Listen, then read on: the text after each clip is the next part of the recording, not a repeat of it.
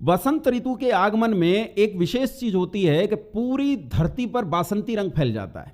ये बासंती रंग कौन सा होता है? सरसों का जो पीला फूल होता है उसमें थोड़ी सी लाली मिला दो। अगर उसमें लाली मिला दोगे तो जो रंग बनता है वही बसंती रंग है। और वो कौन सा रंग है? वो भगवा रंग है, वो गेरुआ रंग है, वो रंग है वो जिसे काशाय कहते हैं। ये रंग चारों ओर आपको दिखाई देगा। ये रंग दो चीजों का प्रतीक है, एक ब्रह्म का, क्षत्र का। ब्रह्म अर्थात विद्या। मनुष्य जब जीवन भर विद्या को प्राप्त करके, ब्रह्मचर्य आश्रम में विद्या को प्राप्त करके, गृहस्थ में उसे अनुभव से तप कर और निधिध्यासन द्वारा वानप्रस्थ में उसकी वृद्धि करके जब संन्यास आश्रम में पहुंचता है तो इसी काशाय रंग से वो अपने आप को रंग लेता है। सन्यासी काशाय वस्त्र में पहनता है, ये विद्या का प्रतीक है।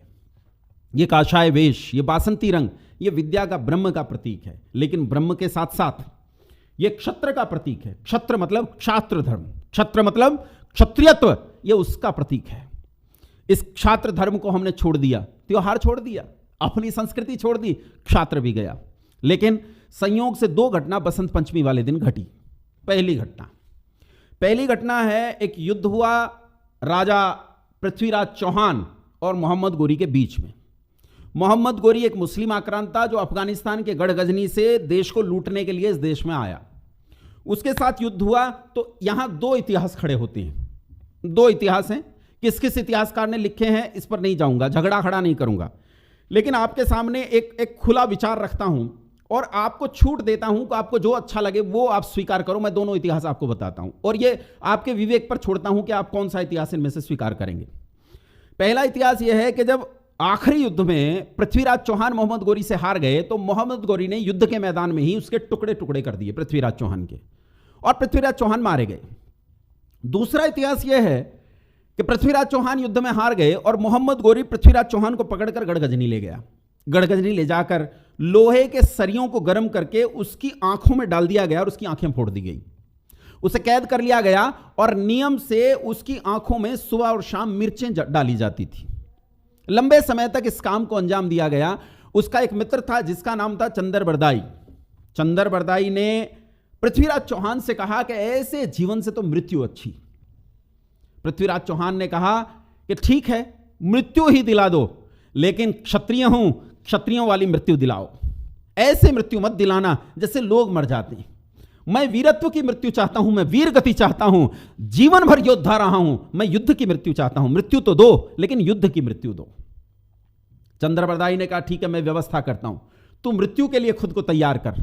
पृथ्वीराज चौहान ने कहा उसके लिए तैयारी की जरूरत नहीं है। छत्राणी जब अपने बालक को अपनी छाती से लगाकर दूध पिलाती है उसी दिन उसे वो मृत्यु की ट्रेनिंग देना शुरू कर देती है। वो ट्रेनिंग तो मैं लेकर पैदा हूं, उसकी चिंता मत कर। चंद्रबरदाई गौरी के पास गया और उसने शाहबुद्दीन गोरी को कहा कि मेरा राजा शब्दवेदी बाण चलाना जानता है। गोरी ने कहा हट, कहीं ऐसा हो सकता है? कहीं संसार में कोई शब्द पर बाण चला सकता है? कोई अंधा आदमी क्या लक्ष्य भेद कर सकता है? उसने कहा भैया तुम तो फारसी पढ़े हो, आजकल तो फारसी पढ़े विद्वान होते हैं, तुम्हारे देश में तो फारसी पढ़े विद्वान होते हैं। हाथ कंगन को आरसी क्या और पढ़े लिखे को फारसी क्या? राजा भी यही है, उसका धनुष बाण भी यही है, तू भी यही है। देख ले शब्दवेदी बाण चलाना जानता है या नहीं। अगर मैं झूठ बोलता हूं तो मुझे दंडित करना। उसने कहा ठीक है, आयोजन करवाते हैं। उन्होंने आयोजन करवाया। शाहबुद्दीन गोरी एक मैदान में बैठ गया और एक लक्ष्य बनाया गया। पृथ्वीराज चौहान को मोहम्मद गोरी, चंद्रबरदाई ने जो उनके मित्र थे, उन्होंने कान में जाकर कह दिया कि अमुक स्थान पर तो लक्ष्य रखा है जिसे तुझे भेदना है। और दूसरी तरफ इस दिशा में बैठा है शाहबुद्दीन गोरी, और शाहबुद्दीन गोरी इतना ऊंचा है, इतनी ऊंचाई पर बैठा है, उसका सिंहासन इतना ऊंचा है, उसके ऊपर धड़ इतना है और इस जगह कंठ पड़ता है। 8 बांस 24 गज, अंगुल अष्ट प्रमाण, ताऊ पर बैठो है गोरी, अब मत चूकियो चौहान। उसने उसे लंबाई बता दी, दूरी बता दी, दिशा बता दी कि किधर गोरी बैठा है।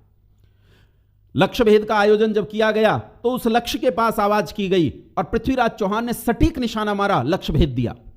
गौरी ये देखकर हतप्रभ रह गया कि कैसे एक अंधा आदमी लक्ष्य भेद कर सकता है।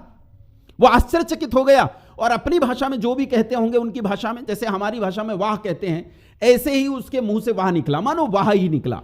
तो उसने कहा वाह, और जैसे उसने वाह कहा पृथ्वीराज चौहान ने दूसरा बाण निकाला, कान तक खींचकर उस गोरी की ओर फेंका और उसने अपना लक्ष्य भेद कर दिया। जिस कंठ से वह निकली थी उस कंठ को छेदते हुए यह बाण निकल गया। यह दिन बसंत पंचमी का दिन था, जिस दिन मोहम्मद गोरी को पृथ्वीराज चौहान ने उसके घर में घुसकर मारा। मैंने आपके सामने दो इतिहास रखे, एक इतिहास जिसमें पृथ्वीराज चौहान को टुकड़े टुकड़े करके युद्ध में मार दिया गया, दूसरा इतिहास जिसमें पृथ्वीराज चौहान ने मोहम्मद गोरी के घर में घुसकर उसे मारा।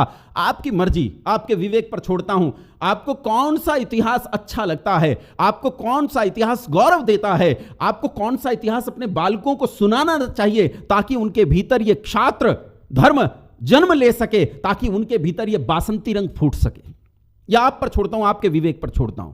यह एक घटना जो संयोग से बसंत पंचमी के दिन, बसंत पंचमी पर इस केसरिया रंग को अपने मुख पर पोत लो, इस केसरिया रंग को अपनी धमनियों में बहने दो और इस धर्म की रक्षा करो। अगर तुमने इस धर्म की रक्षा नहीं करी तो यह धर्म तुम्हें मार डालेगा। मरा हुआ धर्म किसी की रक्षा नहीं करता, मरा हुआ धर्म व्यक्ति को मार डालता है। बहुत धन्यवाद, नमस्ते।